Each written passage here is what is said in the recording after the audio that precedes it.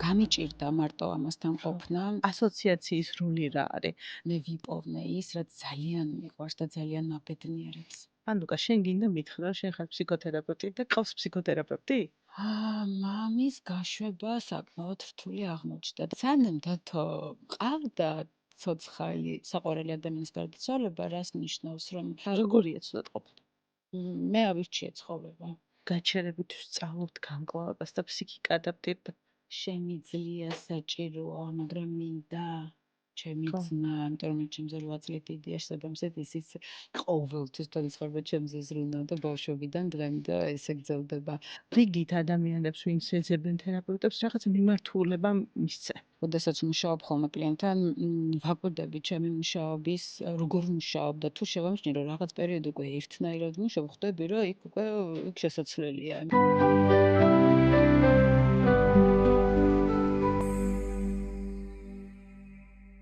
გამარჯობა, მე ნინო კერესელიძე ვარ და დღეს ჩემთან სესიაზე სტუმრად არის ანუკა კალმახელიძე, საქართველოს გეშტალტ-თერაპევტთა ეროვნული ასოციაციის პრეზიდენტი, EAGT-ის ეთიკის კომიტეტის წევრი. გამარჯობა, ანუკა, როგორ ხარ? გამარჯობა, მოგესალმებით. დიდი მადლობა მოწვევისთვის. მიხარია, რომ აქ ხარ და ჩემთან ხარ, ძალიან ღირებულია ჩემთვის ჩვენი შეხვედრა ამ ფორმატში. ჩემთვის ძალიან უცნაურია ჩვენი შეხვედრა ამ ფორმატში და სადასხელავ კიდეც მინდა ვაღიარო. ძალიან გულწრფელი ვიქნები და მეძღელავ და მაყურებლებს გაუზიარებ. ანუკა და მე ძალიან დიდი ხნის მეგობრები ვართ, კოლეგები ვართ, საერთო საქმეს, საერთო ინტერესების მქონე საქმეს ვემსახურებით და სწორედ ამ კუთხით მინდოდა, რომ ანუკაც ყოფილიყო ჩვენთან სესიაზე, მისი გამოცდილებით, შენი პიროვნული და პროფესიული, ესე ვთქვათ, გზით და რაც მთავარია, ვაჩვენოთ ჩვენს მაყურებლებს, რა არის გეშტალტ-თერაპია, როგორ მივდივართ თქვათ აი ამ ცვლილების დიდ გზაზე და როგორ შეგვიძლია ერთ დღეს შევცვალოთ ჩვენი ცხოვრება ძალიან დიდი ბედნიერებისკენ. და სწორედ ეს აქცენტი მინდა დავსვა. ასევე მინდა რომ შეგახსენოთ, რომ 10.000 გამომწერი, როდესაც გვეყოლება, ერთ-ერთი თქვენგანი იქნება ჩემთან სტუმარი სესიაზე და როგორც წინა ეპიზოდში გითხარით, გვინდოდა გაგვეკეთებინა რაღაც რაოდენობა გამომწერებზე თერაპიული ჯგუფი დახურული და მოკლედ ესე გადაწყდა 30.000 გამომწერზე გვექნება დახურული თერაპიული ჯგუფი, რომელსაც რენდომ ავარჩევთ შემდგომ თქვენი კომენტარებიდან. ასე რომ არ დაგავიწყდეთ არხის გამოწერა, დააჭირეთ ზარის ღილაკს, ესაც ვისწავლე უკვე და გაუზიარეთ თქვენს მეგობრებს. კარგი, პირველ რიგში ანუკა მინდა გკითხო, როგორ მოხდი გეშტალტ ფსიქოთერაპიაში? შენი გზა რა არის გეშტალტამდე? ჩემი გზა დაიწყო ასე, მე პირველი პროფესიით ვარ იურისტი და მაქვს ფინანსურ ინსტიტუტებში მრავალწლიანი გამოცდილება მუშაობის და რამდენიმე წლის წინ მოხდა ესე, რომ დამემართა პანიკური შეტევები. შენ ძალიან კარგად იცი, რომ საკმაოდ რთულია. რთული გამოცდილება, არც ჩემთვის იყო მარტივი გამოცდილება, ეს მაშინ არაფერი ვიცოდი ფსიქოლოგიის, ფსიქოთერაპიის შესახებ, განსხვავებაც კი არ ვიცოდი მათში რა იყო და უბრალოდ ერთი რაც ვიცოდი იყო ის, რომ გამიჭირდა მარტო ამასთან ყოფნა. და ესე დავინახე, რომ რაღაცნაირად თითქოს წავიქეცი. და ჩემთვის უთხარი, რომ აი ახლა რას ვაპირებ. და უშუალოდ ვრჩები ესე ამ მდგომარეობაში თუ ფეხზე ვდგები და მე გადავწყვიტე ფეხზე ადგომა. ჩემ ცხოვრებაში ეს პირველი შემთხვევა იყო, როდესაც ასე დავსვიკითხვა, ნუ მე კიდე რთული ეპიზოდები იყო, მაგრამ ეს იყო პირველი, როდესაც გადავწყვიტე ფეხზე დადგომა. და მე უბრალოდ მქონდა ინფორმაცია, რომ ასეთ დროს მიმართავენ ფსიქოლოგებს. მეც წავედი ფსიქოთერაპიაზე და იცით როგორ იყო, რასაც ვაკვირდებოდი, ხა ჩემი მაშინდელი ცოდნით და დაკვირვებით იყო ასე, რომ მე მივდიოდი სესიაზე, ხვდებოდი ფსიქოლოგს, ეხლა ვიცი რომ ფსიქოთერაპევტს და ჩვენ საუბრობდით. რაღაცა დროის განმავლობაში ვსაუბრობდით, მე მოვდიოდი. მე შემდეგ კვირაში ისევ მივდიოდი და ეს გრძელდებოდა. თუმცა, რასაც დავაკვირდი, იყო ის, რომ სესიიდან სესიამდე ერთი კვირის განმავლობაში რაღაც საინტერესო ამბები ხდებოდა. თითქოს უმნიშვნელო, თუმცა ვხვდებოდი, რომ ჩემ ცხოვრებასთან რაღაცა კავშირები ქონდა. რაღაც თითქოს ეხლა უკვე შემიძლია სახელი დავარქვა და ვთქვა, რომ რაღაც გეშტალტები იხურებოდა. ყო და მაშინ ამას ვერ ხვდებოდი, მაშინ უბრალოდ რასაც ხედავდი და ძალიან ნათელი იყო ეს, რომ კვირიდან კვირამდე ხდებოდა ისეთი ფაქტები თუ მოვლენები, რაზეც გავლენა ქონდა ამ სესიას.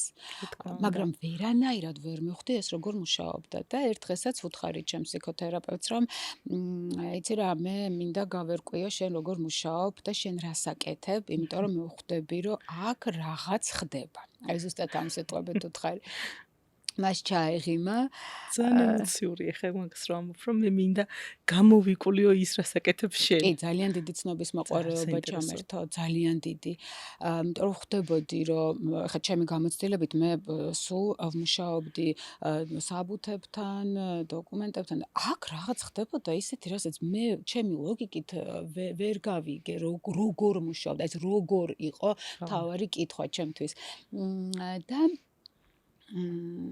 გავიდა რაღაც პერიოდი, თუმცა ხა ამასაც აღნიშნავ, რომ იმ პერიოდში მე ვფიქრობდი რაღაც ჩემ ცხოვრებაში მინდოდა რაღაცის შეცვლა, ან უფრო განვითარება ჩემივე პროფესიაში.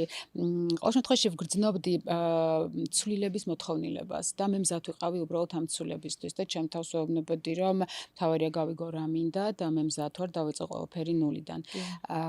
ეს იყო იქამდე სანამ ესე დავინტერესდებოდი ამ პროფესიით. და როდესაც დავინტერესდი, ასე ვთქვათ, ყურადღების მიღმა არ გავუშვეს ჩემი ინტერესი, გავჩერდი ამ ჩემს დაინტერესებასთან, ცნობის მოყვარეობასთან. და დავიწყე უკვე გამოკვლევა იმის, თუ ნამდვილად მინდოდა თუ არა ამ პროფესიის შესწავლა, როგორი იყო, საერთოდ რა იყო ეს პროფესია, რას გულისხმობდა, სწავლა რას გულისხმობდა. გარკვეული პერიოდი დამჭირდა ამის საკვლევად და საბოლოოდ უკვე მივიღე გადაწყვეტილება, რომ მე მინდოდა მესწავლა ფსიქოთერაპია. შეიძლება ესეც ვთქვათ, ანუ კარო თითქოს შენმა პანიკურმა შეტევებმა მიგიყვანა შენთვის ყველაზე ესეთი იმ პერიოდისთვის ღირებული ცვლილების გზაზე. აუცილებლად ასე უნდა ვთქვათ და მე ძალიან მადლიერი ვარ ჩემი პანიკური შეტევების და ყოველთვის ჩემ კლიენტებსაც ვეუბნები, რომ პანიკური შეტევები ადამიანს არ ემართება ესე შემთხვევით, არ ემართება იმიტომ რომ რაღაცა დააზიანოს ადამიანი. არ ეს ყოველთვის არის შესაძლებლობა, რომ ჩვენ თავს დავუბრუნდეთ, ჩვენ თავს მოვუსმინოთ. და სწორედ ჩემ შემთხვევაში ეს იყო უბრალოდ საკმაოდ მძაფრი იყო. ხო, მტკივნეულია ძალიან. ხო, რთულია ძალიან. ძალიან რთულია. თუმცა აი არ ვიცი, ახლა რომ მითხრან, რომ აი რომ დაბრუნდე და უშოთ რამე შეცვლიდი თუ არა, არ ვიცი. არ ვიცი რას ვეტყვი, იმიტომ რომ მე მართლა ძალიან მადლობელი ვარ. მე მოვედი ამ პროფესიაში, სადაც ბედნიერი ვარ. მე ვაკეთებ იმას, რაც მიყვარს, მე ვიპოვნე ის, რაც ძალიან მიყვარს და ძალიან მაბედნიერებს. ძალიან მიხარია, რომ აი ესეთი ემოციური, მოდი ვიტყვი, მიჯაჭვულობაც არსებობს უკვე პროფესიაზე, ესეთი პოზიტიური და მიხარია, რომ ამ პროფესიაში ჩვენ მართლა შევხვდით ერთმანეთს და პროფესიის მიღმაც ჩვენი, ესე ვთქვათ, მეგობრობა, ურთიერთობა კიდევ უფრო რაღაცა სიღრმეში არის. იმის გათვალისწინებით მართლა, რომ რაღაცა ძალიან საინტერესო რაკურსით ვიყურებით, შეიძლება ესე ვთქვათ.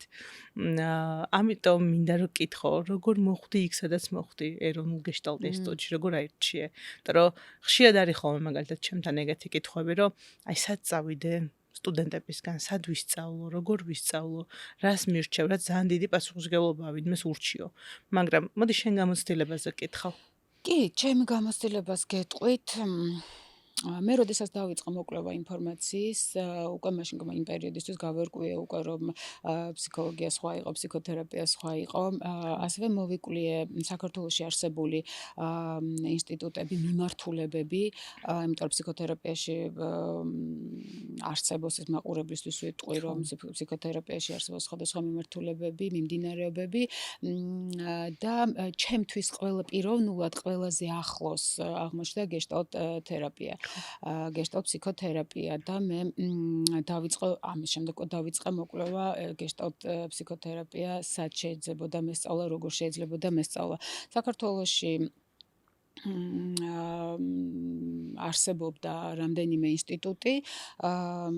იცით, მე არავის ვიცნობდი ამ სფეროში მართალი გითხრათ, ანუ საერთოდ არც სახელი და გვარი მეუბნებოდა რამეს და აი ამ ცოდნაზე დაფუძნებით მე ვერ მივიღებდი გადაწყვეტილებას, იმიტომ რომ უბრალოდ არავის ვიცნობდი.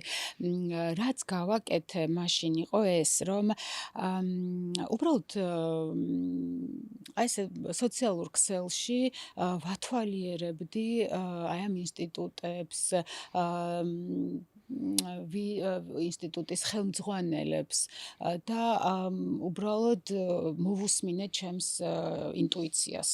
ეხლა უკვე ვიტყვი რომ შეგრძნებას, მაგრამ მაშინ ვამბობდი რომ აი ჩემი ინტუიციით და მაშინდელ ფრაზას ვიხმარ, აი ამ ინტუიციამ ასე ვთქვათ მიკარნახა სწორედ საქართველოს ეროვნული გეშტალტ ინსტიტუტი. ახლა უკვე ვიტყვი რომ კი, მაშინ მოვუსმინე მე ჩემს შეგრძნებას და ჩემი შეგრძნებით ავარჩიე ეს.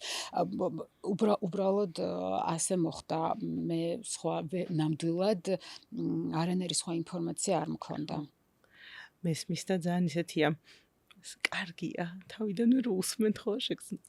ძალიან კარგია. შეფასებითად ვამბობ, ხა თითქოს მე რომ კარგია, მაგრამ ძალიან კარგია გულწრფელად. ახლა უკვე დაბეჯითებით შემიძლია ვთქვა, რომ ჩვენი შეგრძნება არასოდეს გვატყუებს და ძალიან ისეთი მართებულ გადაწყვეტილებებს ვიღებთ, როდესაც ვუსმენთ ჩვენ შეგრძნებებს. ჩემი პირველი ნაბიჯები, როდესაც იყო ჩვენ ჩვენს ინსტიტუტში, მე პირველად შეხვდი მაშინ შენ და იქიდან ასე ვთქვათ, ჩვენი ურთიერთობა დაიწყო პირველივე. მახსოვს, ტომაშ მარენჯაკის ჯგუფი იყო, ძალიან საინტერესო. სხვათა შორის მაშინ მე ცოტა დიდი ვიყავი.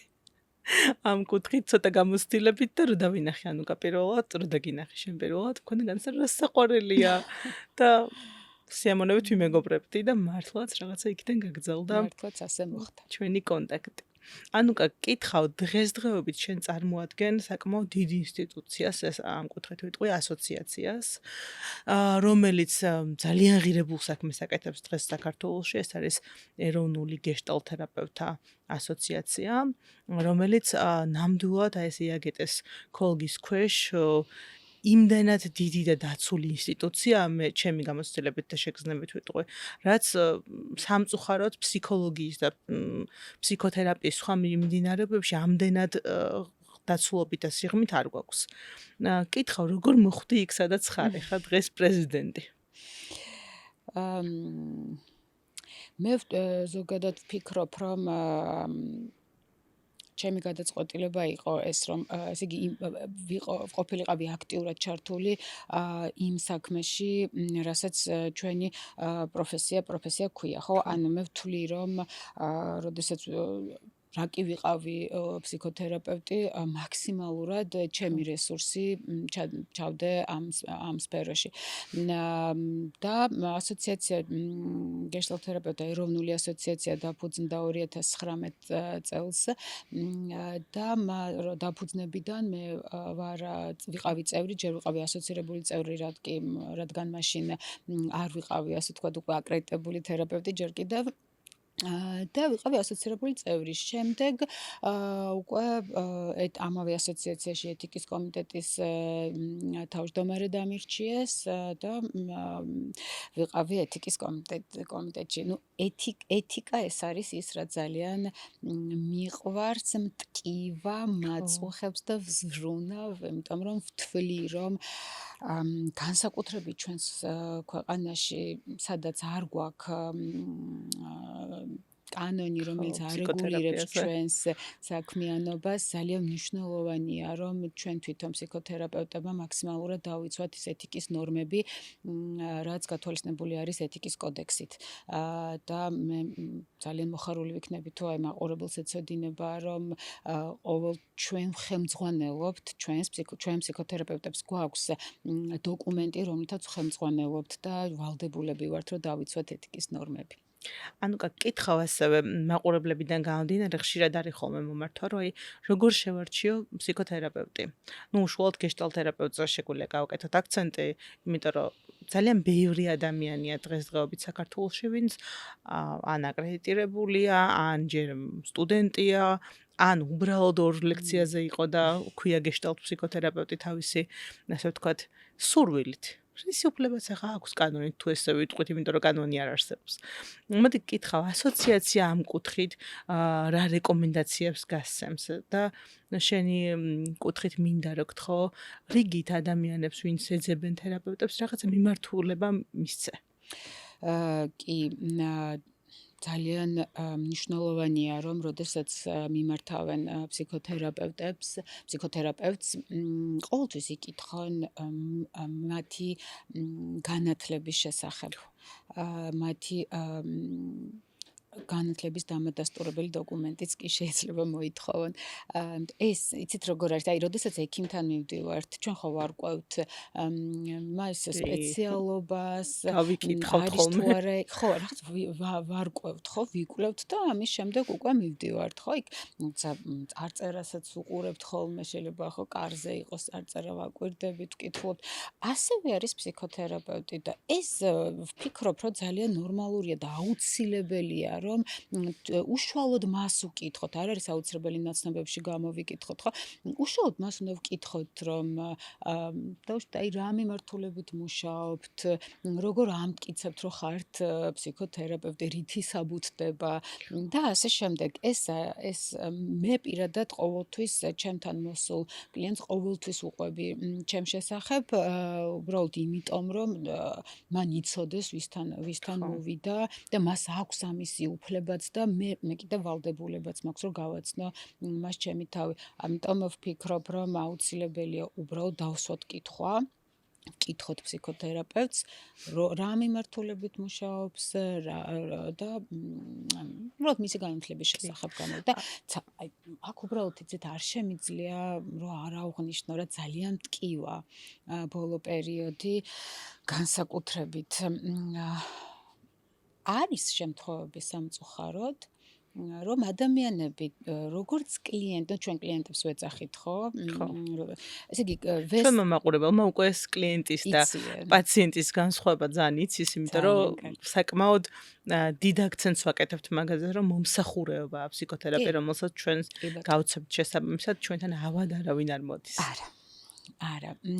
და ესე იგი, ადამიანები არიან, ესწრებიან ჯგუფურ თერაპიას რაღაცა პერიოდის განმავლობაში რამდენჯერმე შეიძლება ვთქვათ, ბევრჯერ კი ბატონო, ძალიან ასეთი ნიჭიერი ადამიანები არიან, აკვირდებიან წამყვანი ჯგუფის თერაპევტი როგორ მუშაობს, რაღაცა ტექნიკებსაც სწავლობენ და გადის პერიოდი და უცებ ეს ადამიანები თვითონ იწყებენ ჯგუფური თერაპიის წაყვანას და ეს სოციალურ ქსელში უცებ ვხედავთ, რომ რაღაცა რეკლამას და არის შემთხვევები, რომ ზუსტად ვიცით, რომ ამ ადამიანს არ უსწავლია. ეს არ ხდება ერთ წელიწადში და ორ წელიწადში, უბრალოდ არ ხდება, ვერ გახდები ფსიქოთერაპევტი. კი, აი ამ დროს კითხავ, ასოციაციის როლი რა არის და რამდენად ვრცელდება ეს ყველა გეშტალთერაპევტზე, თუ მხოლოდ მის ასოცირებულ ან სრულ წევრებზე? ასოციაცია არეგულირებს ასოციაციის წევრების საქმიანობას. შესაბამისად, ასე იგი, ასოციაცია პასუხისმგებელი არის მისი წევრების საქმიანობაზე და ამიტომ არის ძალიან მნიშვნელოვანი, რომ ფსიქოთერაპევტები მაქსიმალურად იყვნენ ჩართული და იყვნენ ასოციაციის წევრები, რადგან მხოლოდ იმიტომ არა, რომ ჩვენ ვარეგულირებთ მათ მუშაობას. ეს არის გარემო, სადაც ჩვენ ვქნით ძალიან ასოციაცია არის მხარდამჭერი გარემო. იმისთვის ჩვენ კოლეგები ერთმანეთს ვუზიარებთ ჩვენს გამოცდილებებს, გვაქვს ინტერვიზიები, განვიხილავთ ჩვენთვის ისეთი საყურადღებო кейსებს, ხომ, შემთხვევებს და ნებისმიერ შემთხვევაში შეგვიძლია რაღაც კითხვით მივმართოთ ერთმანეთს. შესაძლებელია რაღაც რთული შემთხვევებიც იყოს, არ გულისხმობ თვითონ თერაპიული პროცესის მიღმა შეიძლება კლიენტთან ურთიერთობაში აღმოჩნდეს რაღაც რთული შემთხვევები, ამ შემთხვევაშიც ერთმანეთს ხარს ვუჭერთ. ამიტომ ვფიქრობ, რომ როდესაც რაღაც პროფესიას მივეკუთვნებით და ვართ გარკვეული პროფესიის წარმომადგენლები, მნიშვნელოვანია რომ ვიყოთ ამ პროფესიული ერთიანობის ნაწილი, ასე ვთქვათ. აუ ძალიან მოყვები მაგაში და რაღაცა ეხა შენი საუბრიდან ანუკა წამომივიდა როგორი განცდა იცი რომ მართლაც თერაპევტს როცა ვარჩევთ და როდესაც გვინდა ვიფიქროთ ვისთან მივიდეთ რამდენად დიდ დაცულობას მაძლევს მისი ასოციაციაში წევრობა.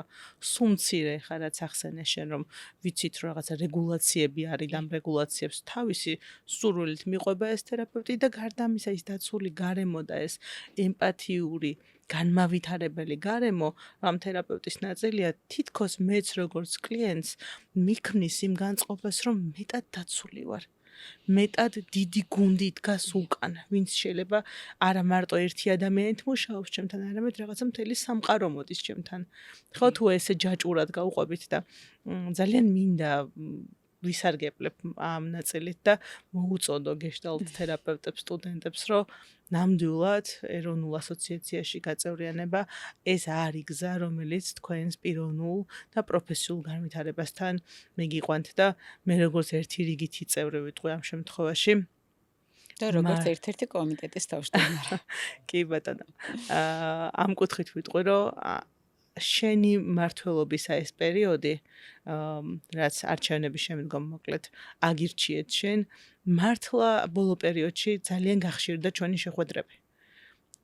წევრების, ასოცირებული წევრები მეტი ჩართულობა მოდის სტუდენტების მხრიდანაც და ძალიან ბევრი ახალი ინიციატივებია, რომლებიც აი სტუდენტების გავლილი გამოცდილებიდან შეიძლება უფრო ღირებულიც იყოს.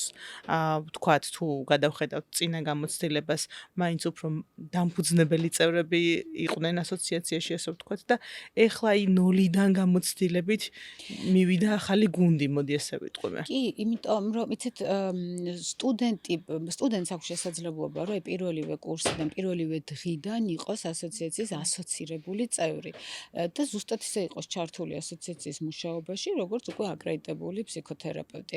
ამიტომ მათ სტუდენტებს ვაძლევთ ამის საშუალებას, რომ სულ იყვნენ საქმის კურსში, აი ამ ჩვენს პროფესიაში რა ხდება, რა აქტივობები არის, შეუძლიათ დაესწრონ ამ აქტივობებს და ჩვენი მიზანი, ჩვენი გუნდის მიზანი არის ის, რომ შევთავაზოთ ჩვენს კოლეგებს, ასევე საზოგადოებას დაცული სივრცე, ხარდამჭერი გარემო და მაქსიმალურად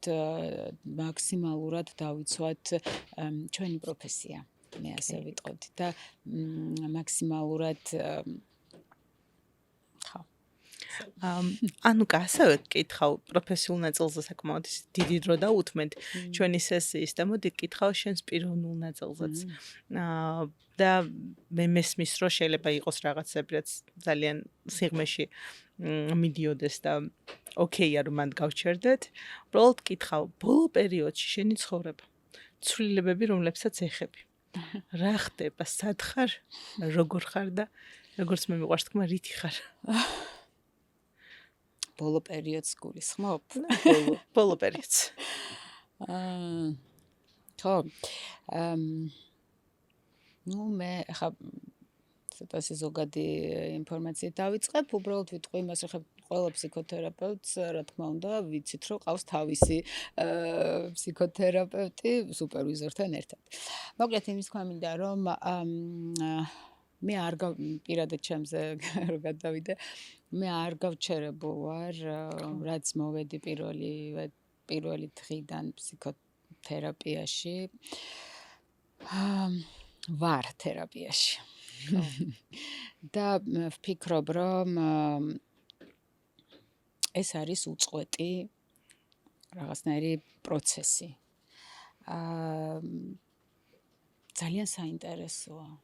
ამის გარეშე უკვე ფაქტობრივად ვეღარც წარმომიდგენია. ანუკა, შენ გინდა მითხრა, შენ ხარ ფსიქოთერაპევტი და ყავს ფსიქოთერაპევტი? ხო, ეს ბუნებრივია. რატო უსმენთ ამას ხალხს? ძალიან ხშირად არის ხოლმე, რომ ადამიანები ამბობენ, რომ მე უკვე ფსიქოთერაპევტი ვარ და აღარ მჭირდება ფსიქოთერაპია.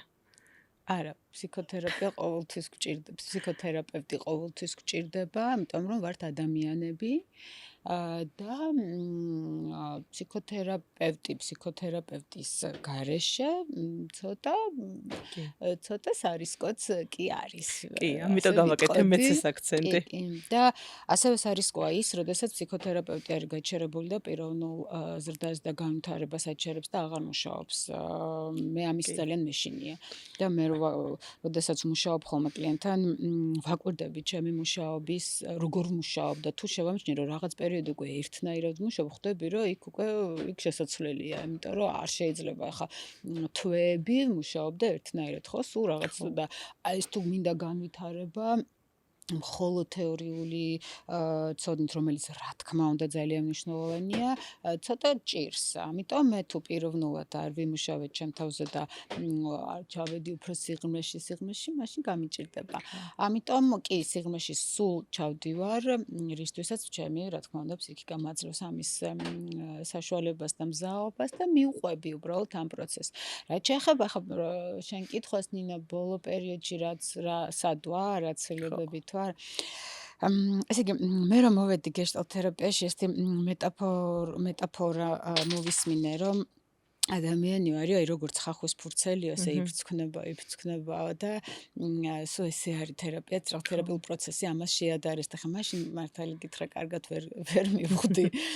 მარტო რაციონალურად გავიგე, მაგრამ ეხლა შემიძლია ვთქვა, რომ ნამდვილად, აი მთელი ჩემი შეგრძნებით ვიცი ეს რა არის, იმიტომ რომ აი სულ ბოლო პერიოდი, რაც არის, ეხლაც ჩამოვედი ერთი კვირის წინ, ვიყავი იტალიაში სალენტოს საზაფხულო სკოლაში და ამისთვისაც ჩვენს ეროვნულ გეშტალტ ინსტიტუტს დიდი მადლობა ამ შესაძლებლობისთვის. და იქაც მუშაობდით, ხო? და ხო, აი იცით სად ხო, ცოტა რთული ყოფილა. ხო. ესე პირად საკითხებზე ესე საჯაროდ საუბარი. ხო, და აი მუშაობ იმაზე, რომ მაქსიმალურად ჩემი ავთენტურ თავს დავუბრუნდე. დავუბრუნდე ვიტყვი, იმიტომ რომ ნუ ვიცით, რომ ბავშვებიდან ვიბადები ძალიან ავთენტურები, უნიკალურები და მე ხდება უკვე ბევრი პროცესები, მთელი ამბები. კი, რა თქმა უნდა, აღზრდა და ნუ ეს ალბათ ამაზე მე არ გავჩერდები, იმიტომ ეს უფრო თეორიული ნაწილი. ხო, და ვცდილობ, რომ ჩემგან გავუშვა მაქსიმალურად ის შინაარსები, ის პიროვნებები, რომლებმაც ჩემს აღზრდაზე ძალიან დიდი გავლენა იქონიეს და ასე გაუცნობიერებლად წამოღებული მაქვს, ესე ვიტყვი ძალიან ცდიანით, ხო, მარტივიანით, წამოღებული მაქვს ბევრი რამ, რაც მეგონა რომ მე ვიყავი და ვამბობდი რომ ხო, ნუ ეს ხო მე ვარ, ეს ხო ჩემია და აი ახლა ბოლო პერიოდში მთელი წლების განმავლობაში ხო რაღაცა ეს ინტროექტებს, რასაც ვეძახთ, არ მიყვარს ეს ტერმინების ხარება, მაგრამ ნუ ვიხმართ, ხო? აი ამ ინტროექცირებულ შინაარსებს ვუშვებ და მგონია რომ ვუშვებ და ახლა ბოლო პერიოდში კიდევ უფრო დიდ სიღრმეებში ჩავედი და კიდევ ვუშვებ, ნინო, აი ხო, ძალიან მნიშვნელოვან რაღაცებს ვუშვებ. კი, შენ მან დახსენე ძალიან საინტერესო ნაწილი. გამოცდილებები, ღირებულებები, რომლებიც შემოვიდა ჩვენთან და ადამიანები, რომლებმაც მოაცა ჩვენში ჩადეს ინტროექტები, რომელიც რაღაც მხრივ იქ და იმჟამად ძალიან პოზიტიურია განვითარებისთვის, ხო? და რა თქმა უნდა, მე უნდა შეიცვალოს.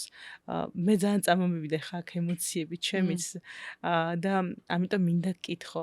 შეგიძლია გადახედო, ვინ არიან ეს ადამიანები, რომლებიც აი ამდენად დიდი გავლენის მქონენი არიან შენ ცხოვრებაში? ნუ ოჯახის წევრები ცხადია, ოჯახის წევრები ყველაზე საყვარელი ადამიანები ჩვენთვის. ეხა ბოლო პერიოდში, რაზეც ყველაზე მეტად, რასაც მუშაობ, მამა. მამის გაშვება საკმაოდ რთული აღმოჩნდა და საერთოდ მივხვდი, რომ საკმაოდ რთულია, როდესაც ესე იგი, ჩემგან უნდა გავუშვა ის გამოცდილება თუ ღირებულება თუ ქცევის მოდელები, რაც ძალიან მომწონდა თან, მომწონს და მომწონდა და რო აღმოვაჩენ, რომ ეს თურმე ეს იმიტომ მომწონს, რომ მამის არის და მე მამა მომწონს და მიყვარ, ეს ხა ძალიან ბანაურად ვამბობ და ძალიან მარტივად ესე ვამბობ, მაგრამ იცით რა არის, მთელი ცხოვრება რომ რაღაცით ცხოვრობ, თმე როცა აღმოვაჩენ, რომ იმიტომ აკეთებ ასე, რომ მამა აკეთებდა ასე. და მე ისმის კითხვა კი ვიცით, რომ მე როსოთ კითხვას, რომ მე რას ვაკეთებ ახლა ამ შინაარსთან, როგორ ვიტოვებ, იმიტომ რომ მომწონს და ვიტოვებ და ჩემად ვიხდი და უკვე ცნობიერად ვიტოვებ ამას თუ ვუშვებ. მაგრამ თვითონ აი ამ პროცესი არ არის ადვილი და საკმაოდ რთულია, იმიტომ რომ განსაზღვრო აი მთელი ცხოვრება ამას ვაკეთებ, იმიტომ რომ უბრალოდ მამა აკეთებდა. თან განსაკუთრებით აქ ჩემეულად ვიტყვე, განსაკუთრებით ისეთი მამა, როგორიც იყო დათო. ხო. მამა ყველასთვის, მშობელი ყოველთვის ყველას უყვარს, მაგრამ ჩემ პირადზე ვიტყვი ხარ, რომ ჩემთვის განსაკუთრებული ადამიანი და ის მარტო მამა არ იყო ჩემთვის. ის იყო ჩემთვის ჩემი მეგობარიც, მამაც, მხარდამჭერი. ხო, ძალიან დიდი მხარდამჭერი. კი. როდესაც არა მარტო ალბათ შენი მეგობარი, ესე ვიტყვი, რომ მთელი შენი მეგობრების მეგობარი. კი, მთელი ჩემი მეგობრების მეგობარი. სულ მახსოვს ჩვენს ყველა პროექტზე, როგორ იყო ხოლმე ჩართული თვითონ და ბოლომდე კი.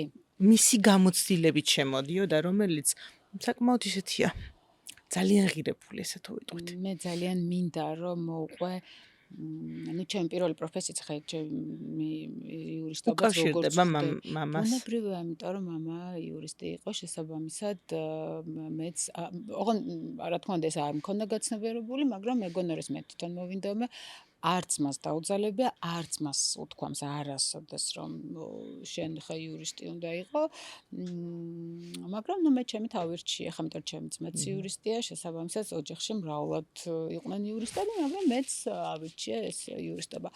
თუმცა ბოლო მომენტში ჩაბარების სიმღერას სხვაგან ვაბარებდი. და გავხდი ეს იურისტი. როდესაც პროფესიის ცვლილებაზე უკვე მიდგა საკითხი, მე ჩემთ გადავწყვიტე, რომ ეს ფსიქოთერაპია უნდა ვისწავლო. რაღაცნაირად წამომივიდა სირთულე, როგორ გამეზიარებინა ეს დათოსთვის და როგორ მეთქვა. და ეს მოვიფიქრე და ვუთხარი, რომ ეს ხო ძალიან გიყვარს თქო შენი პროფესია და ნუ აი მართლა უზომოდ უყვარდა თავის პროფესია. და მითხრა რომ ძალიან და ეს თვალები გაუბრწყინდა და იცი რა მეც მინდა რომ მეც აი როგორ შენ გრძნობ ხა აი ამას და როგორი დამოკიდებულებას გაქვს, მეც მინდა რომ ჩემი პროფესიის მიმართ გქონდეს ეს დამოკიდებულება და ამიტომ გადავწყვიტე რომ სხვა რამე ვისწავლო თქო. საკმაოდ დიდ ასაკში განვაცხადე ოღონდ ეს და აი პირველი და ველოდი ცოტა წინააღმდეგობას რომ აი მამა რა გინდა ეხლა მოდი რაღაც სხვა შეთავაზებებს ველოდი მისგან, თუმცა აი არაფერი მსგავსი, პირველი რაც იყო რომ შენ რაც გინდა ხომ იცი, მე ყოველთვის შენს გვერდით ვარ. ეს იყო ადამიანი, რომელსაც აი უბრალოდ ვამბობდი და მისრულებდა ყველაფერს. მისთვის ვიყავი მისაღები ისეთი როგორიც ვიყავი. და ძალიან უცნაურია, იმიტომ რომ ადამიანებს აქვთ ხოლმე, რომ აი ცხოვრებაში თქვა რაღაცის დაშავების მომენტში, რომ აი მშობელი რას ეტყვის და მე რიცით როგორ მქონდა, რომ სანამ დათო ყავდა ცოცხალი ფიზიკურად ჩემთან იყო, მანამდე ეს კითხვა არ მქონია და როდესაც ახარ იყო, აი უცებ გქონდა, აი მერე გამიჩნდა, რომ აი მე ვეღარ დავაშავებ ვერაფერს, იმიტომ რომ დათო არ მყავს, რომელიც ყველაფერს გამოასწორებს, რომელიც დააზღვის ყველაფერს. ყველაფერს დააზღვის და გამოასწორებს და აი ყველაფერს გააკეთებს. კითხავ რა ამ პერიოდზე, როდესაც დათო აღარ არის და შენ უკვე იწყებ მარტო შენ ორ ფეხზე ყოფნას. ხო, მას ეს იყო ეს იყო 3 წლის წინ მოხდა და ეს 3 წელი დამჭირდა იმისთვის, რომ მე მარტო ყოფნა მესწავლა.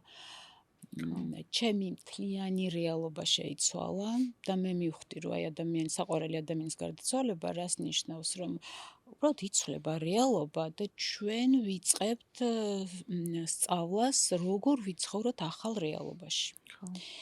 და ეს საკმაოდ რთულია ოღონდ. სათქმელად ესე მარტივად შემიძლია ვთქვა რამდენიმე სიტყვით, მაგრამ ეს მთელი პროცესია, იმიტომ რომ ახლიდან დავიწყე მე სწავლა. მე ცხოვრება ვისწავლე თავიდან. შეგიძლია შენი გამოცდილება ცოტა მეტად გაგვიზიაროთ, თუნდაც აი იმ ადამიანებისთვის, ვინც ეხლა აი ამ დანაკარგის ტრავმას ეხებიან, ამ გლოვის ტრავმას ეხებიან. კი, მე ხა შენ გახსოვს ეს პერიოდი, როდესაც მე ვამბობდი, რომ მე კარგად ვარ, რომ მეკითხებოდნენ როგორ ხარ, კარგად ვარ, ეს გაღიმებული, ძალით გაღიმებული სახით, ამიტომ რომ მე კარგად ვარ. იმიტომ რომ ფიქრობდი გულწრფელად, რომ რა აზრი აქვს ადამიანს უთხრა, რომ ცუდად ვარ, იმიტომ რომ მაგრამ არა, ესეც არ იყო.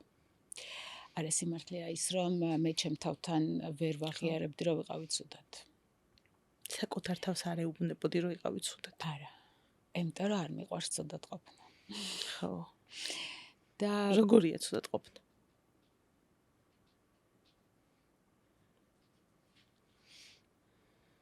ძიმეა.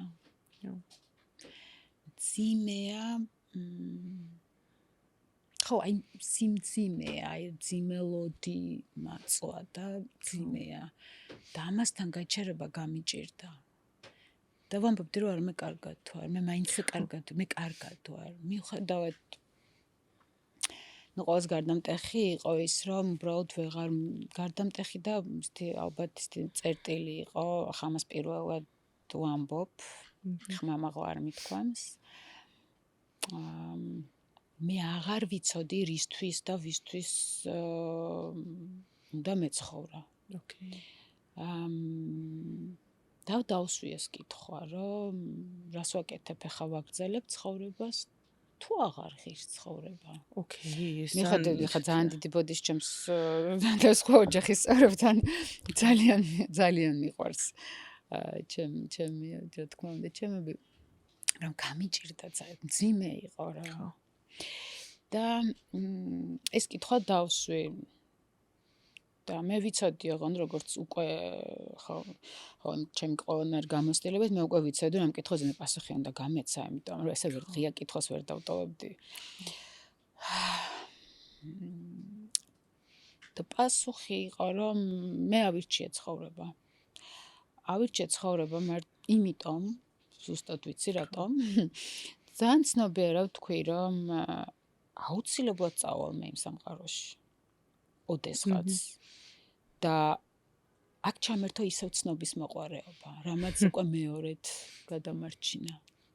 და თქვი რომ ერთი წამით ჯერ აქ რაღაცები ხდება ამ სამყაროში, ისეთი რაც მე არ მაქვს გამოცდილებაში.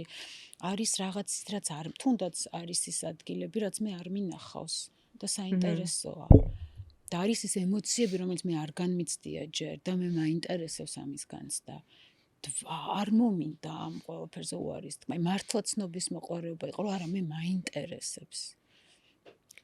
და დავრჩი და თქვი რომ არ მინდა ცხოვრება. და ამის მერე უკვე მაინც რთული იყო ცხოვრება, ამ გადაწყვეტილების მერე. იქამდე სანამ მე არ ვაღიარე, რომ მე ძალიან ცუდად ვიყავი. ეს მარტო საკუთარ თავთან ვაღიარე. მაგრამ აი რომ მეკითხები რომ აი რას ურჩევ ადამიანებს ამას გადიან. უბრალოდ არ რამდენადაც შეძლებენ და თუ კი შეძლებენ უბრალოდ მიიღონ ის ცუდად ყოფნა, იმიტომ რომ ეს ბუნებრივია. ეს გლოვის პროცესი უნდა გასავლელია, ხო? როგორც კი მე ვთქვი, რომ მე ძალიან ცუდად ვარ და მთლიანად წამოვიდა ის სიმძიმე, რაც ხდებოდა ჩემს რეალობაში, მასშტაბურ რეალობაში და მივიღე ეს სიმძიმე და გავჩერდი ამასთან. აი ამის მერე ცოტა თვალებში გამოვიხედე ნელ-ნელა.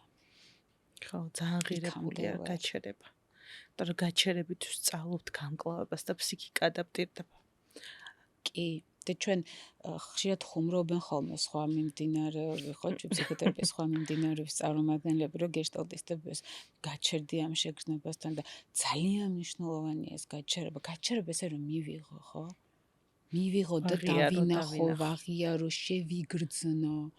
და ოღონდ ეს არ ნიშნავს, რომ აქ ვჩერდები და მუდმივად აქ ვარ, ხო? არა. ანუ აქ რომ ვარ, აი ხა აი აქედან რას ვაკეთებ? თავიდან როგორ ვსწავლობ სიარულს? ხო. იმ ახალი გამოცდილებით, რომელიც ჩემს ცხოვრებაში შემოდის. მოდი გკითხავ ეს, შენი თავიდან ასწავლი სიარული. როგორია? ანუკა დღეს როგორია? მაზრდასრული, დამოუკიდებელი, ფეხზე მყარად მდგარი თუ მდგომი. იცით როგორ არის ეს კი ეს ყველაფერი არის, თუმცა ეს იმას არ ნიშნავს, რომ არ არის ხოლმე რთული პერიოდები და არ არის ხოლმე აი ცოტა ეს რომ აი რაღაცნაირად ეს მარტო რო გრძნობ მარტობას და რო ცოტა რთული რო არის და ტკივილიც არის, მაგრამ როდესაც უკვე ფეხზე დგომა ნასწავლი გაქვს, იცი რა გააკეთო, მიცის რომ იცი უფლება მისცე საკუთარ თავს, რომ აი რაღაც მომენტში ცოტა სუსტიც იყო საკუთარ თავს, იმიტომ რომ იქამდე არ ვაძლევდი ამის უფლებას და ეხლა უკვე შემიძლია მივცე ჩემ თავს უფლება, რომ აი რაღაცა მეტკინოს, გამიჭირდეს, არ ვიყო კარგად. როგორ იღებს ახლა ამას შენი ოჯახი? შენი ოჯახის წევრები, რომ აი ანუკა შეიძლება იყოს სუსტი. და რაღაცებს ვერ აკეთებდეს ან არ აკეთებდეს. არ ვიცი. გულწრფელი პასუხი არის, რომ არ ვიცი. ისინი როგორ იღებენ, არ ვიცი. მე ჩემთვისაც ძალიან ახალია ეს. და რომ მე როგორც ახლა დათო იყო ესეთი, ასე ვთქვათ, ჭალებში ყოვლის შემძლე, მეც ესეთი უნდა ყოფილიყავი. ყოვლის შემძლე? ხო. ყველაფერმა შემძლებოდა, ყველაფერმა გამეკეთებინა, ყველაფერ მე დაღლა, არ უნდა დაღლა ასეთი საჩემოთ, არა, მე და დაღლა, როგორ შეიძლება. საჭირო ვარ, ვაკეთებ. თუ საჭიროა, საქმე სჭირდება, ვაკეთებ, ადამიანებს სჭირდები, ვაკეთებ. რა მნიშვნელობა აქვს მე მინდა, არ მინდა, შემიძლია, არ შემიძლია, ანუ ყველაფერი შემიძლია. და ესე ვამბობდი, ადამიანს ყველაფერი შეუძლია. ხო, ეხლა ვფიქრობ, რომ ადამიანს ყველაფერი შეუძლია. და ჩვენი შესაძლებლობები ამოუწურავია. სად გადის მანძღვარი შემიძლიას და მინდა გავაკეთოს შორის? ხო, აი ეგ არის. შემიძლია, საჭიროა, მაგრამ მინდა და შეიძლება არ მინდოდეს, უბრალოდ არ მინდოდეს. მაგრამ ამისი თქმაც რთულია, რომ არ მინდა. ხო, ეგ არის პასუხისგებლობა ავიღო მაშინ იმაზე, რომ მე რაღაც არ გავაკეთო. კი. რაც სამწუხაროდ ხანდახან არის ხოლმე, რომ არც ისე ტაშდაკრულია, არც ისე პოზიტიური. ალბათ არ ძალიან იშვიათად რომ ეს ვინმე ამას გამოტაში დაგვიკრას, ჩემთვის უფრო ბუნებრივი ვთქვათ, რომ არ არის ეს საზოგადოებისგან მიღებული. იმიტომ რომ ადამიანებს ყოველს ჩვენი მოთხოვნილებები გვაქვს, ხო, საჭიროებები გვაქვს. და მით უმეტეს, როდესაც მიჩვეულები ვართ, რომ რაღაცა ქცევის მოდელი შეცვლა, ეს პირდაპირ მარტივად რო ვთქვათ, ქცევის მოდელი შეცვლა, ჩვენი გარშემოყოფი ადამიანებისთვის საკმაოდ რთულად განიცდება. კი, და ხშირად არის ხოლმე, რომ ამბობენ მე თერაპიაში, როცა ჩვენი ახლობლები ვთქვათ, მიდიან ან კლიენტებისგან მსმენია ხოლმე, რომ ჩემი ოჯახი მეუბნება, რომ ეს რა გააკეთე, რატო შეიცვალე. რაღაცებს ისე აღარ აკეთებ, როგორც ჩვენ გვინდა, ან სამეგობროს წინს, ბევრი რაღაცები და მანდ არის ხოლმე ხშირად კლიენტების მხრიდანაც ეგეთი ტიპის აქცენტი, რომ რა უნდა გავაკეთო, რომ ეს ხალხით არ დავკარგო და ჩემი თავიც მყავდეს. აი შენ რა სიტყოდი ასეთ დროს? მეც მსმენია ჩემი კლიენტებისგან, რომ მე მინდა ცხოვრებისში რაღაცები შეცვლა, მაგრამ ეს გამოიწვევს შესაძლებელია ადამიანების დაკარგვას კი გამოიწვიოს. ბევრი უკმაყოფილება მოყვება ამას და აი ამისთვის რამდენად არიან მზად, აი ეს არის მნიშვნელოვანი, იმიტომ რომ ამას მზაობა უნდა, ესე ადვილი არ არის. თითქოს ადვილი არ არის, უნდა იყოს ადამიანი მზად, რომ ეს პასუხისგებლობა აიღოს. და ნახეთ თან ჩვენს კულტურაში ხო ძალიან ბუნებრივია, რომ ჯერ სხვა და მე. და ამიტომ როგორ ვაწყენინო დედას, რომელსაც უნდა რომ მე მყავდეს კონკრეტულად ეს ადამიანი ქმრად. ხო, და ეს მე რო აღარ ხშირად. მინდა ეს ადამიანი რომ იყოს ჩემი ქმარი ან ცოლი, ეს რომ თქვა, მე მივდივარ მთელი სისტემის წინააღმდეგ. სისტემის წინააღმდეგ და ეს საკმაოდ რთულია ამის აღიარ, ამის გაკეთება. იმიტომ რომ ამ შემთხვევაში ადამიანი, ან ახლა პირიქითაც თქვათ ხო, რომ დავშ მე მინდა რომ ეს ადამიანი იყოს ჩემი ცოლი. ხო. და არ უნდა ჩემ მშობლებს არ მოწონთ. და მაშინ რა გავაკეთოთ? არ შეესაბამება ეს ადამიანი ჩემი ოჯახის შეხედულებებს, ღირებულებებს, წარმოდგენებს, ხო? და რას ვაკეთებ ამ დროს? რას ვირჩევ? მან და პრიორიტეტებაში ხო შედის ისიც, რომ მე გავხდე მნიშვნელოვანი და ჩვენ შეიძლება იყოს ღირებული, რა თქმა უნდა, ის სოციუმი, ის ოჯახური კულტურა თქვათ და სისტემა რაც არის, მაგრამ ჩვენიდან ვისწავლო როგორ დავდგე მე და ვიყო მე ჩემი სურვილებით. რაც არის რაღაც მხრივ მივცე უფლება ჩემ თავს ვიყო საკუთარი თავი და მოусმინო მას. რომ მშობლები თვლიან, რომ მათ გავლენა უნდა კონდეთ ცხოვრების ბოლომდე თავიანთ შვილებზე. ხო, და მერეც ცარიელი ბუდის პრინციპის ტრავმა რაც არის. კი. რომ მე ფუნქცია მინდა მქონდეს შენი გაზრდით ისევ. 80 წლის ხარმაგზდი. ცხოვრების ბოლომდეც არა, მერეც. მერეც 100 წლის 200 არ ვიცი ძალიან დიდი ხნის მართ ყველა დიდხანს აცოცხლოს, როდესაც მშობელი მიდის, შვილი მაინც ამ რწმენა წარმოდგენებით ცხოვრობს, რა მოეწონებოდა მშობლებს. თითქოს ვცდილობთ გავამართლოთ აი ეს რაღაცა ჩვენი ყოფნა და მათი ამაგი. და ვერ ვაცნობიერებთ, რომ ამაგი შეიძლება არ იყოს მისთვის დაბრუნება, ამით გადაცემა რაღაცა. კი, და ახლა ჩემი გამოცდილებით გეტყვი ერთ რამეს, რომ აი მან კიდე იცით რა მუშაობს, რაც ახლა ხანს ძალიან ახალი აღმოჩენა მაქვს. როდესაც და მამა ჩემი გარდაიცვალა, ესეთი რამ თქვი, რომ ეხლა მე უნდა ვიყო დათო. ოკეი. ეს სიტყვები ღონ ახლა ხანს გამახსენდა. არ მახსოვდა. და დავიწყე მასსავით ცხოვრება. რას გულისხმობ მასსავით?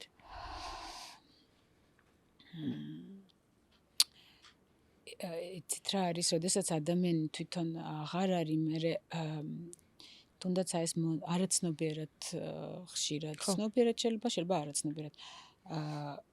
რო გვენატრება ვიწყებთ უკვე მისი ის როგორ გააკეთებდა, მეც ამას ვაკეთებ. და ეს უკვე იმდენად ესეთია ბუნებრივად თითქოს გამოდის, ვაკეთებთ, რომ მიჭირს უკვე გავიგო, მე ვაკეთებ თუ ხო. მაგრამ აი აქ ძალიან მნიშვნელოვანია, რომ ამ თითოეულ სიტყვას და ფრაზას ხო მოყვება უკან ბევრი შინაარსი, რომელიც არ ვიცი. და შეიძლება მოყვეს ისეთი რამ, რაც მე არ მქონდა ეს გადაწყვეტილი. ხო, ხვდები. მაგალითად ის პატერნები, რასაც ეს ადამიანი, რაც ამ ადამიანისთვის იყო ჩვეული, ორგანული, ისიც მოდის უკვე.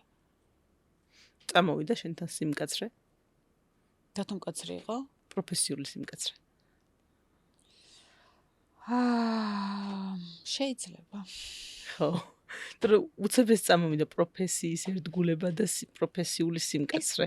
და არაპიროვნული, რა თქმა უნდა, ცალსახად არა. შეიძლება. არ მიფიქრე ამაზე ახლა და ეხა უცებ წამოვიდა ეგეთი ფანტაზია და ჯერ ჩემ ფანტაზია გაგიზიარებ. რა გავლენა აქვს დათოს შენს პრეზიდენტობაზე? თუ აქვს რაიმე გავლენა? კი. რა სიტყოდა დათო დღეს აქ რო იყოს? რას გეტყოდა შენ?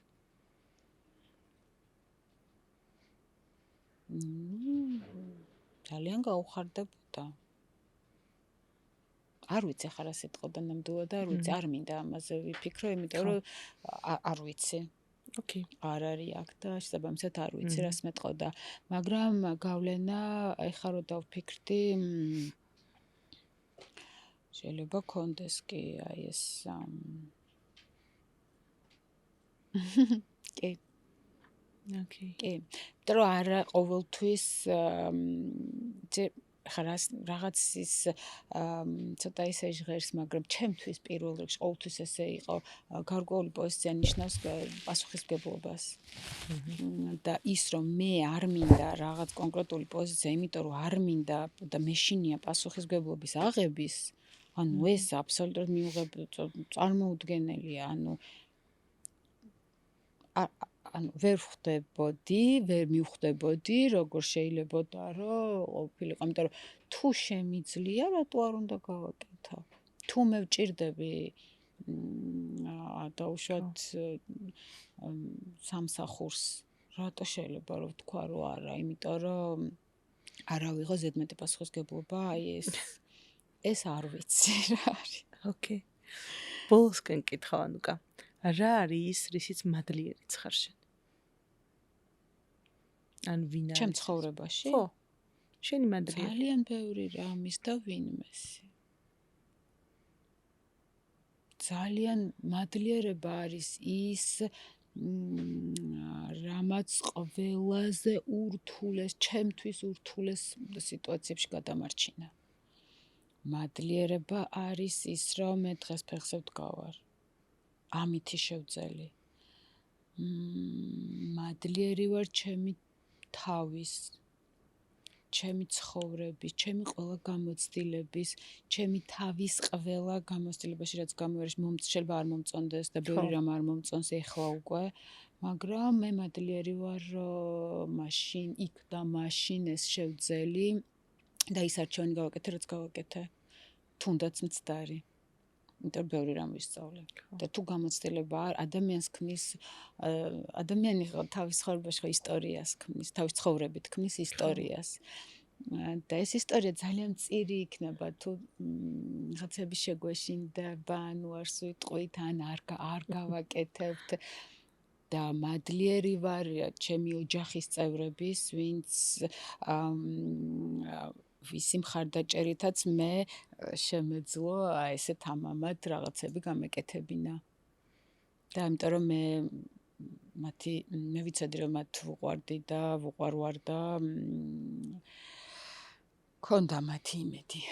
ძალიან ღირებული რაღაც თქვი ხა, მე ვიცოდი რომ მათ ვუყვარდი და ვუყვარვარ, რაც ძალიან ღირებული შეგრძნება ყველა ადამიანისთვის, როცა ეს განცდა მოდის ძალიან ღირებული საყრდენია, იმიტომ რომ განვითარების გზაზე მართლაც ალბათ ერთადერთი საყრდენი შეიძლება იყოს რაღაც ეტაპზე ადამიანის ცხოვრებაში.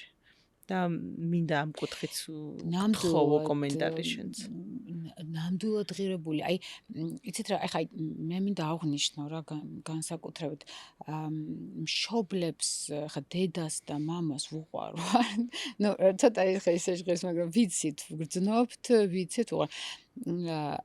აი მე მინდა აღვნიშნო ჩემი ძმა, რომელმაც მასწავლა უპირობო სიყვარული. იმიტომ რომ მისგან ვგრძნობა მე აი ამ უპირობო მიმღებლობას.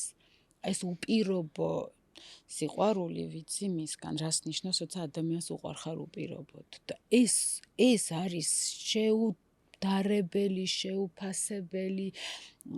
ამას ვერ შევაფასებ, მართლა ვერ ვიტყობ, იმიტომ რომ არ ვიცი ეს და მადლიერი ვარ, რა თქმა უნდა, რომ ეს მაქვს მე. ძალიან ღირებული რაღაც მადლიერი ვარ. ყველა აი ვინც ჩემს ცხოვრებაში იყო, აი ოჯახის წევრები, ჩემს აღზრდაში დედა, მამა ბუნებრივია, ჩემი ძმა, იმიტომ რომ ჩემზე 8 წლით დიდია, შესაბამისად ისიც ყოველთვის მთელი ცხოვრება ჩემზე ზრუნავდა ბავშვობიდან დღემდე ესე გრძელდება. ასევე ბებია, მამიდა, რომლებიც აქტიურ, ყოველდღიურობაში აღმზარდეს და ეს მომცეს. ხო, და მე აი ყოველთვის ვამბობ ხოლმე, როდესაც მშობლები ან მომავალი მშობლები კითხავ, აი შვილისთვის როგორი ვიყო, აი არაფერ ბავშვს ჭირდება უპირობო სიყვარული და მიმღებლობა. იმიტომ რომ ეს არის ის რაღაცა წიაღი, საიდანაც მოვდივართ და ნდობა, აქედან ჩდება მე ნდობა, სამყაროსი ნდობა, საკუთარი თავის. ხო. ძალიან ღირებული. ამიტომ ძალიან მადლიერი ვარ რომ მე გავჭდი იმ ოჯახში, სადაც გავჭდი, რომ ამ სამყაროში მოვედი სწორედ ამ ოჯახში. მე აი არ ვიცი აიმთე როგორ მიჭირს სიტყვებით გადმოცე როგორი მადლიერი ვარ. ძალიან იგზნობა, ცრემლევამდე იგზნობა და პირველი ეპიზოდია, როდესაც მე ვტირი გაუჩერებულად. და ძალიან იგზნობა ეს ემოციური ფონი და ძალიან განცდადია. შენ ნინო ამ შესაძლებლობისთვის რომ მე ჩემს ოჯახზე ესე მომეცი შესაძლებლობა რომ ესაუბრა ჩემს ოჯახზე, იმიტომ რომ ვთვლი რომ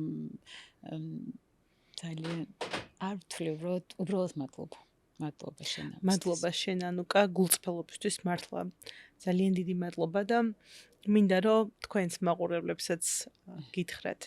თუ კი რაიმე ჩვენი საუბრიდან შეგეხოთ თქვენს, თუ კი აღმოაჩინეთ რომ თქვენთანაც არიან ადამიანები, რომლებსაც უპირობოდ უყვარხართ, უპირობოდ გისმენენ.